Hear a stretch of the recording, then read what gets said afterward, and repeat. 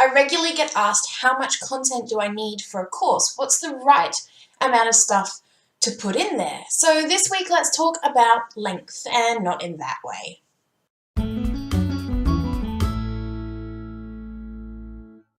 Hi, I'm Sam Nordberg. Welcome to Weekly Mini Training, and this week we're going to talk about length of content, or how much content should you have for a course. Now this one's really hard to answer because the question or the answer often becomes how long is a piece of string? But I want to talk to you about it because last week I was working with a client and we were building content for a face-to-face workshop that she was going to run. She knows her stuff. She's really good at her content. She just needs some help putting it into a course structure and outlining it. That's great. That's my job.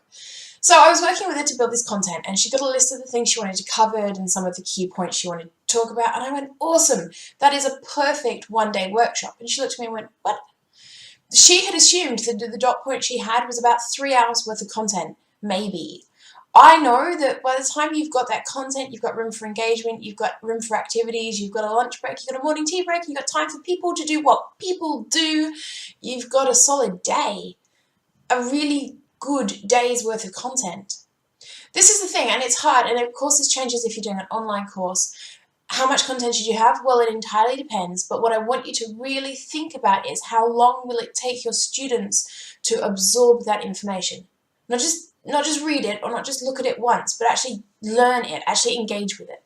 So if it's a one-day workshop, it's not how long will it take you to read the 3 bullet points on the slide, because that's not very long. But it's how long will it then take you to go, right, so that means this. And then ask the students, what do you think that means? And then provide some sort of activity around it. It's the same for an online course. So you might not be there to guide that conversation, but you want that same sort of stuff to happen. So it's not just, this bit I'm going to give them on Mondays really quick because they just have to read this thing. How else can you get them to engage with that content so they actually use it and learn it?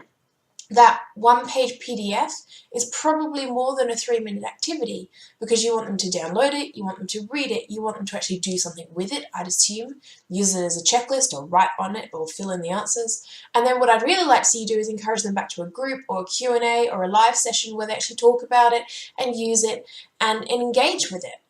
So this thing, how much content we need? Well, it really does depend, but it's probably less than you think.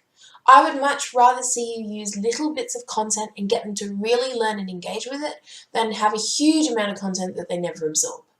So that's it for this week. Let me know if you're breaking your content down into teeny tiny little chunks. And do the same for your social media, for your blogs, for any of those sorts of things you're doing. You're much better off putting a little bit of content and getting them to actively engage with it than you are to just shovel your content up there and just leave it for them to work their way around it. So implement this through your social media and your blogs as well.